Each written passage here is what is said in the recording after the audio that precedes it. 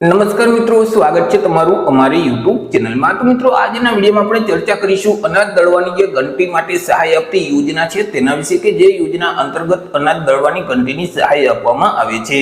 યોજના વિશે આપણે તમામ પ્રકારની માહિતી આજના વિડીયોમાં મેળવીએ તે પહેલા વિડીયો ગમે તો લાઈક અને શેર કરી દેજો, ચેનલમાં નવા હોય તો ચેનલને સબસ્ક્રાઇબ કરી દેજો।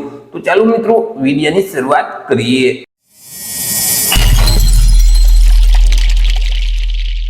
સૌથી પહેલા મિત્રો આપણે ચર્ચા કરી લેશું યોજનાના મુખ્ય હેતુ વિશે, કે આ યોજનાનો મુખ્ય હેતુ શું છે। તો કે મિત્રો, નબળા વર્ગના એવા વ્યક્તિ કે જેઓને પોતાનો નવો વ્યવસાય શરૂ કરવો હોય અને વ્યવસાય શરૂ કરી તેમાં પોતે સ્વરોજગારી મેળવી શકે, આર્થિક રીતે આત્મનિર્ભર બની શકે અને પોતે પોતાનું જીવન છે તે સારી રીતે જીવી શકે, તે હેતુ માટે જે કમિશનર કુટીર અને ગ્રામ ઉદ્યોગ વિભાગ આવેલું છે તેના તરફથી માનવ કલ્યાણ યોજના અમલમાં મૂકવામાં આવેલી છે। તો મિત્રો, આ જે માનવ કલ્યાણ યોજના છે તે યોજના અંતર્ગત અલગ અલગ 27 પ્રકારના જે વ્યવસાયો છે તો વ્યવસાય શરૂ કરવા માટે સાધનોની ટૂલકીટ આપવામાં આવે છે। જેમાં મિત્રો, તમારે જો ફ્લોર મિલનો વ્યવસાય શરૂ કરવો હોય તો ફ્લોર મિલનો વ્યવસાય શરૂ કરવા માટે અનાજ દળવાની ઘંટી છે તે ફ્રીમાં આપવામાં આવે છે। વાત કરી લઈએ મિત્રો આપણે યોજનાના નિયમો અને યોજનાની શરતો વિશે, કે આ યોજનાના નિયમો કેવા રહેશે અને યોજનાની શરતો શું રહેશે। યોજનાનો લાભ કોને કોને મળવા પાત્ર થશે, તો કે આ યોજનાનો લાભ છે તે ગુજરાત રાજ્યના તમામ વર્ગના વ્યક્તિઓને મળવા પાત્ર થશે। ગુજરાત રાજ્યના કોઈ પણ વર્ગના વ્યક્તિ હોય, પછી તે SC category, ST category, OBC, EWS કે સામાન્ય કોઈ પણ વર્ગના વ્યક્તિ આ યોજનાનો લાભ મેળવી શકે છે। પરંતુ યોજનાનો લાભ મેળવવા માટે અરજદારના કુટુંબની વાર્ષિક આવક મર્યાદા નક્કી કરવામાં આવેલી છે। જો અરજદાર ગ્રામ્ય વિસ્તારમાં રહેતા હોય ત્યારે તેમના કુટુંબની વાર્ષિક આવક છે તે ₹1,20,000 સુધીની હોવી જોઈએ, પરંતુ અરજદાર શહેરી વિસ્તારમાં રહેતા હોય ત્યારે તેમના કુટુંબની વાર્ષિક આવક ₹1,50,000 સુધી હોવી જોઈએ। અહીં જે વાર્ષિક આવક મર્યાદા નક્કી કરવામાં આવેલી છે તેના કરતા જો અરજદારના કુટુંબની વાર્ષિક આવક વધારે હશે ત્યારે આ યોજનાનો લાભ મળવા પાત્ર થતો નથી। યોજનાનો લાભ મેળવવા માટે વયમર્યાદા પણ નક્કી કરવામાં આવેલી છે। અરજદાર જે તારીખે અરજી ફોર્મ ભરે છે તે તારીખને ધ્યાનમાં રાખી અરજદારની જે ઉંમર છે તે ઓછામાં ઓછી 18 વર્ષ અને વધુમાં વધુ 60 વર્ષની હોવી જોઈએ। જો 18 વર્ષ કરતા ઓછી ઉંમર હશે અથવા તો 60 વર્ષ કરતા વધારે ઉંમર હશે ત્યારે પણ તેઓને આ યોજનાનો લાભ આપવામાં આવતો નથી।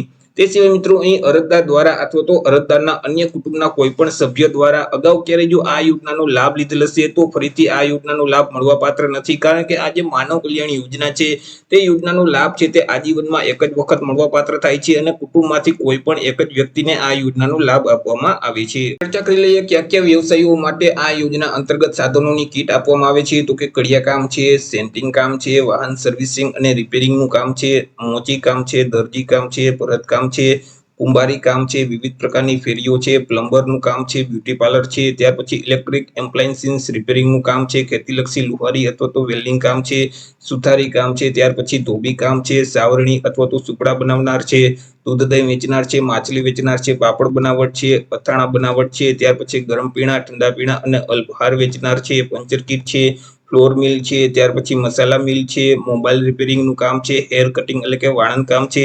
તો આટલા મિત્રો અલગ અલગ 27 પ્રકારના વ્યવસાયો શરૂ કરવા હોય તો વ્યવસાય શરૂ કરવા માટે જે સાધનોની જરૂર પડતી હોય છે તે સાધનોની ટૂલકીટ માનવ કલ્યાણ યોજના અંતર્ગત આપવામાં આવે છે, કે જેમાં તમારે ફ્લોર મિલનો વ્યવસાય શરૂ કરવો હોય તો ફ્લોર મિલના વ્યવસાય શરૂ કરવા માટે અનાજ દળવાની ઘંટી આપવામાં આવે છે। વાત કરી લઈએ અરજી ફોર્મ વિશે, કે અરજી ફોર્મ કઈ જગ્યાએ ભરવાનું રહેશે, કઈ તારીખ સુધીમાં અરજી કરી દેવાની રહેશે। તો કે મિત્રો, આ યોજનાનો લાભ મેળવવા માટે અરજદારોએ ઓનલાઈન અરજી ફોર્મ ભરવાનું હોય છે। ઓનલાઈન અરજી ફોર્મ જે ઈ કુટીરનું પોર્ટલ છે, ekutir.gujarat.gov.in નામની જે વેબસાઇટ છે તે વેબસાઇટ ઉપર જઈ અને અરજદારોએ ઓનલાઈન અરજી ફોર્મ ભરવાનું રહેશે। અરજી ફોર્મ છે તે મિત્રો વર્ષ 2024-25 માટે તારીખ જાહેર કરી દીધેલ છે।